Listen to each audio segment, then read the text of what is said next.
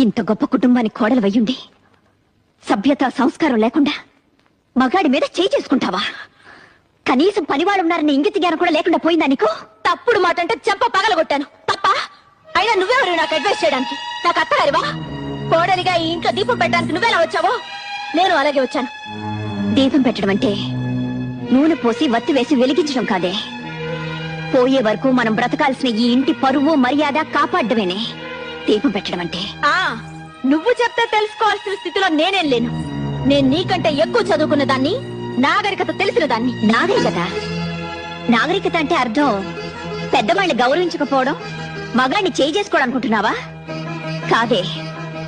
పట్టు చీర కట్టినా పాతి చీర కట్టినా ఎదుటి వాళ్ళు చేతులెత్తి నమస్కరించేలా ఉండటమేనే నాగరికత అంటే. చూడు, ఇంకో ఆర్గ్యుమెంట్స్ అనవసరం.